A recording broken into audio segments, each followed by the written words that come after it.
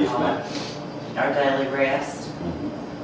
So we got lots of work to do, but we'll get it done.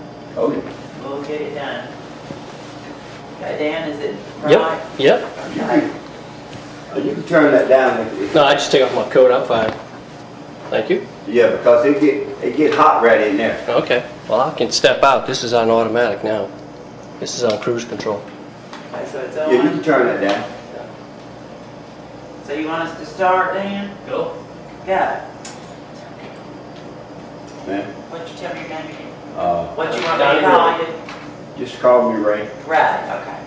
Okay, Ray, number one, thank you for talking with Dan and myself this morning and sharing your new home with us. And we are here to get some of your life story of kind of what's been going on in your life. And can you tell us how you actually, what led up to you being homeless? Well, for 25 years here in Seneca, I held down a regular job every day. I had a tax-paying job. My line of work was a seamstress. I make furniture. We done upholstery. And after 20 years I did that, and I got a skill at that. And about 6 years ago, the people that I worked for, they was up in the 90s, and they actually had me running the business. So after they got down in the health, they decided to close the business, and I started going downhill from there. Did you were unemployed then, correct? Yes, ma'am. I was unemployed. I went to work for the people at the Anderson Speedway as a maintenance man. I took care of all the concession stands, the bathrooms, the ground area, cleaning the stands up and stuff like that. And come springtime, I still can go back to work for them people, but it's seasonal work.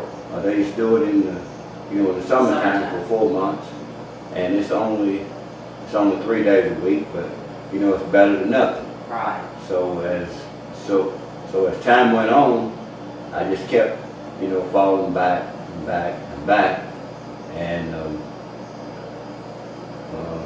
when I finally realized that I had hit bottom. I got family members here in Seneca, but I guess you could say that I try to be too independent. I won't rely on nobody. Didn't want to accept help. Yeah. Not that I thought I was better. Right. I knew I could do better. So a lot of times, sometimes, people did come to my, they see me around and they say, well, that's not him. That there, that's another Ray. Something's happening. And, they come around, they offer me a little help, in jobs and stuff, but I kind of backed away from that because I knew over the years that I had trained myself and learned that I can do better, and I just wouldn't take the help. And that's about it. Ray, how old were you when you became homeless? How old were you when you became homeless? I've been homeless for 6 years. I'm 51 now. I say 45. 45, okay. Yes. So now after all that time of working, and then now all of a sudden you're you're homeless. How'd you feel at that point in time? You got to speak just a little bit. Okay, at 45, after all the time that you worked and everything, and I worked when I could find work. but how'd you feel being homeless at that point? I stayed in different states. I would travel around. Okay, like I go to Atlanta and work and make $300 or $400, and then all of a sudden I'm in Washington D.C. Oh, so you traveled around. You left here. You left this area. Yes, ma'am. And you'd take the bus. Is that what you would do? Well, the bus or the train, and then go and find work. Did you go like to labor pools? Well, mostly at the labor pools and labor ready and action ready places like that, and around Greenville. I stayed at the Miracle Hill Christian ministry over there, and this was last Easter. People from the Presbyterian Church. This may sound kind of strange, but it actually happened. They was having a Easter service on Friday, and I had walked by the church, and the church doors just opened up as I was walking by. There's some kind of sensors in the floor make the doors open. I didn't know that someone was on the other side of the door that made the door open. So I stopped and I looked, and I didn't see nobody. I said, well, I'm gonna walk in and see what's going on, because my thought of mine is, if the door open, you should, go through and see what's going on. That's an opportunity, right? Yeah. So when I walked in, I met the minister. She's from Ireland, and they invited me to the Christian service, and I met the lady that worked at the soup kitchen, Miss Abercrombie. Mm-hmm. You know her? I know who she is. Yeah, and I attended service that day, and at that point I felt my life turning around. I felt like that God was right with me now. And they got me enrolled over at the Miracle Hill ministry over there, and I went over there with the help from the people at the United Way, Mr. McCutcheon? Yeah, David? Okay. Yeah. And I went over there and I stayed about 4 months, but over there I couldn't get no jobs. I had a 3-hour job a day working for the ministry. That was to take care of my room and board and stuff. And when I would go out to get jobs, the jobs that they'd give me was way outside the bus system. And buses, they didn't go there. And I had plenty of job offers, and I got frustrated with that. So then I came back to Seneca and went back to my little hut over there. It still was there. Tree limbs that fell around and the ceiling that fell in and stuff, which I'll show you that after a while.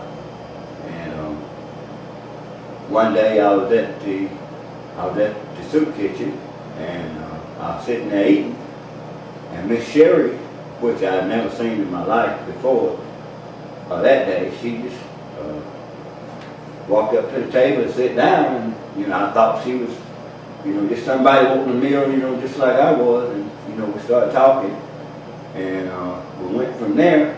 Here I am now here. So that's when you were still staying out in the hut. In the hut. Yes, ma'am. Well, what did you do? Well, like when you were staying in the hut, when you weren't working and all, what was a typical day like from when you woke up till you went to bed at night? What did you do? How did you survive? What was your day like? I had one meal, one decent and hot meal every day from the soup kitchen, and in between time I'd go out and you know, maybe somebody wants some yard work done or something, and I would budget my money real good. I don't eat a lot, but whenever I do eat, I eat enough to get full, and then you know, I may not eat no more that day, but I kept my food like my frozen foods, you know, that I would buy. I had a cooler, and I would take ice and put over the meats and put it up under the house where it's cool at, so the sun couldn't get to it. And the rest of the day I'm just walking around looking for work, or either I'd go back to my hut, you know, I'd go to sleep, and Mr. McCutcheon, he started helping me to started showing me how to get my disability started. And Miss Sherry, you know, she came in and, you know, she started showing me some things, and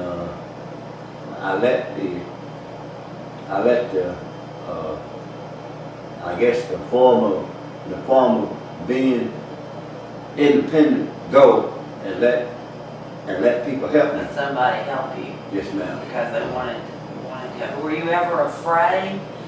Were you ever afraid? Did anybody ever try to bother you or rob you or, you know?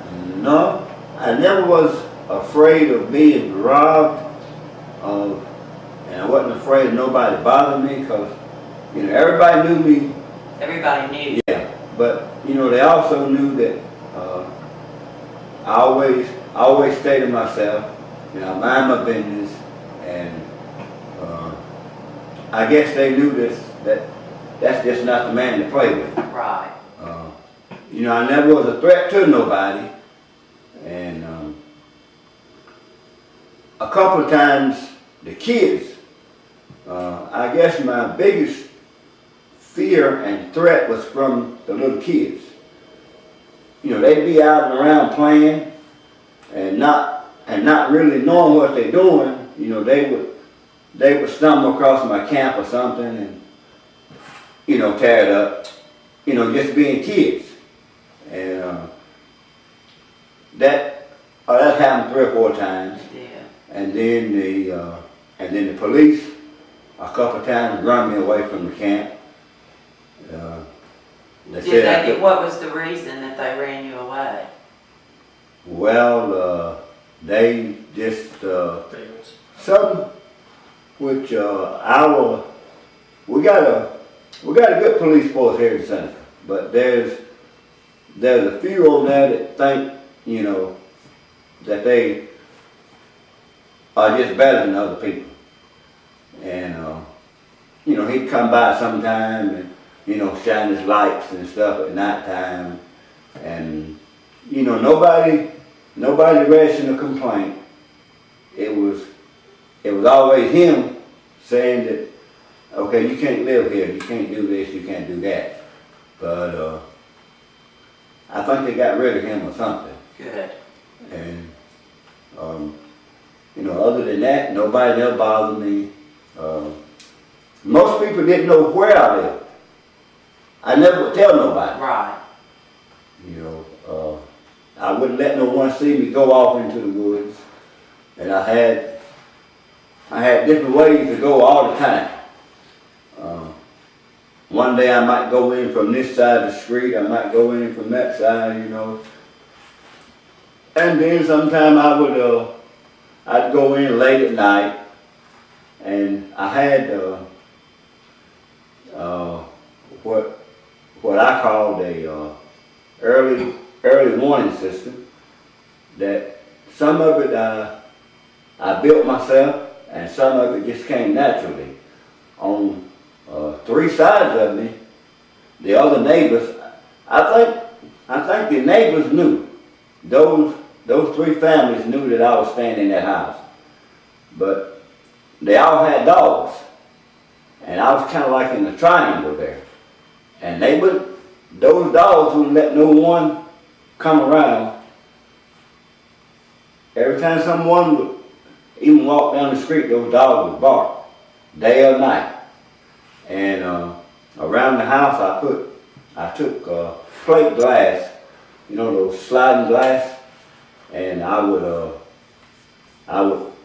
put them in different places around the house, like like at the entrance and stuff, and then I would cover them up with leaves. And if the intruders did come, they had to step on this glass and break this glass and make noise, and that would wake me up. So no one ever came. Well, no one ever bothered me, but just that one officer.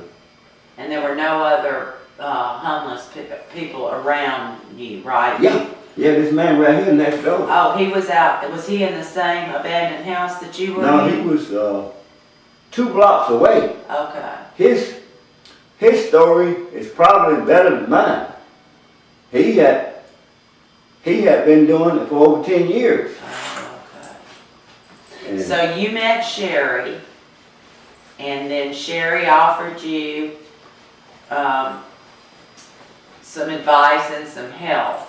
And Yes, then ma'am. what direction did you, after you met Sherry, how did you proceed to not be homeless anymore? She guided you through, and tell us what I had you a did. friend. I have a friend that owns the Oconee Antique downtown Seneca, Larry Cox, and off and on over the years, I had worked for him and his wife. They wasn't always in the antique business. They used to own a hotel over on 123, and they used to own a car lot. And you know, I worked for them, you know, part time over the years. And Larry and his wife, they helped me a lot too.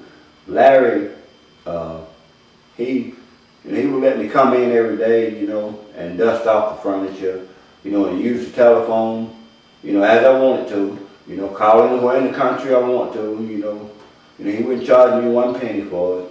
So that was the way that I made contact with a lot of people, Right. And that was the way that I stayed in contact with Miss Sherry. And sometimes when Miss Sherry can't find me here or find me around the soup kitchen, she knows to call that number. To be able to reach you. Yeah. So you worked with her through a friend through Larry that was helping you out, so Yeah. you could use the phone and so forth. Yeah, Larry and Mr. David McCutcheon and the people at the Seneca Presbyterian Church. Okay. They all was kind of stepping into this thing about the same time with me. You know, I was getting help over here, and I was getting help over here, and you know, it just all come together. They came together. You know, with everybody's help, you know, it just finally came together. And so then after you got your paperwork done with Sherry through the Upstate Coalition for the Homeless and so forth, you then were able to get this apartment, correct? Yes, ma'am. After that, well, and you've been in here for about a week? Is that No, correct? I've been in here. I moved in on my birthday, November the 13th. Okay, so you've been here almost a month. Then. Yeah, No, almost a month. And what do you see yourself doing maybe, say, 3 to 5 years from now? What are your goals? What are you kind of thinking that you want to do with yourself? Well, and I was thinking the other night that I'm not going to, which this is a good place, but it's not a place for someone to just pull up and want to stay you know, for the rest of their life. Right. I can do better, and I know I can do better, but I gotta retrain myself, you know, for today's world. And, you know, I felt like in about a year and a half, I'm gonna, I think I'll be on my feet then, and I'll be able to save me up some money and stuff, you know, to become fully independent on my own. And I was thinking that I would move out of here and give someone else an opportunity, because there is more than what y'all see around here. There's a lot of homeless people. So you think there is a real need with the project that Dan is our chairman, and for this group of us that there's 8 churches involved in this to build our daily rest? Do you see that there is a definite need for this in the Seneca and Oconee area? Yes, ma'am. And you see, not just in Seneca, in Westminster, Right. Walhalla, Right. Pendleton area, Clemson area. There's, I know a lot of homeless people. So you do actually know lots of people that are actually homeless Yes, ma'am. and don't really have anywhere to go for any help. Well, I could show you 5 right there on the next street over from here. That are living homeless. Yeah. Are they in abandoned homes? Or are they in tents? Or Abandoned houses, tents. One lady and her husband, just the other night, I invited them over for supper. And I don't have much to eat myself, as being a homeless person. We're not really worried about a place to stay. Our biggest need is something to eat. Now that might sound kind of strange, but I guess you can always find a place to, you know, lay down, you know, on one of the park benches, or, you know, behind a trash dumpster or something. So anyway, the man and lady came over Wednesday night, and we sit right here and we ate. And then we watched the movie on the TV, so about 10 o'clock, they decided to leave. And where they slept at, because they wouldn't ask me to stay here, because I couldn't let them stay no way, according to the rules and regulations, which I could have, but then if the management had found out about that, and then, you know, I'd have been in trouble. correct. So they didn't ask me to stay over, but I knew they didn't have a place to stay. I felt bad. So whenever they left out of here, they fixed them some sandwiches, and they went right out to this trash dumpster over here, and they slept behind the trash dumpster all night long. And the lady across the street over there was taking her trash out that morning about 5 o'clock, and she seen them over there asleep. They had covered up with some cardboard boxes and plastic. I did not know that. If I knew that they were that close, can I say this on film? Say what you What I'm want. finna say now? Yeah. Go ahead. Well, Or if you'd rather not, I'll turn it off. you might not turn this off, right? You know, just for a minute. Okay. They won't let it appear to people that they're homeless, but they're homeless. And you Like, said about 30 in the general area of Pendleton and Seneca and Walhalla and Westminster. Westminster. Yeah. I know at least 30. You can I have, see at least 15 every day. we got about a minute and a half. So, I thank you, we do, for sharing with us, and if there's anything you want to ask us, certainly feel, free to do so. And we are thrilled that you have been able to get into some transitional housing. And is there anything that you would like to ask us about our facility, or anything that you can think of? I think this is a good thing, what y'all doing, and it won't be a waste of the taxpayers' money. It will help a lot of people, and once y'all get it started and people around start seeing what's going on, I believe other people will pitch in and help out also. We hope so. So I don't think it'll be a big loss. No, it's certainly not going to be a loss. It'll be. We know it's going to happen. Yes, ma'am. It will happen. Mm-hmm. And we do thank you so much for taking your time Yes, to talk with us this morning. And we're thrilled for you. Yes, ma'am. Thank you. Okay. Thank you very much.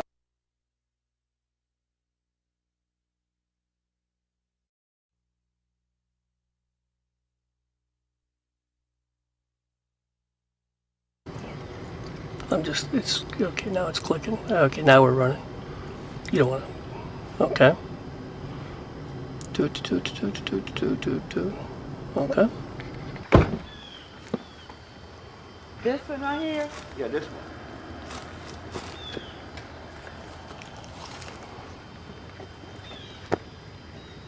Okay. So did the people that own this property know that you were here? Yes, ma'am.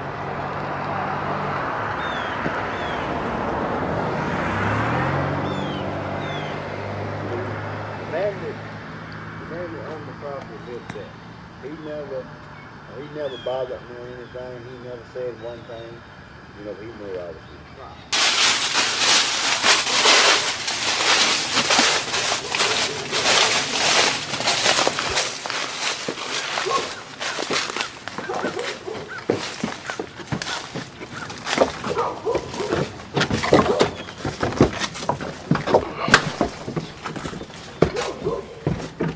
Okay.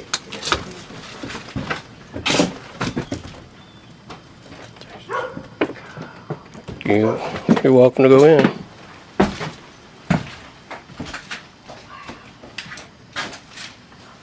Is this where you slept? Ma'am? No, I slept in here. I'll show you.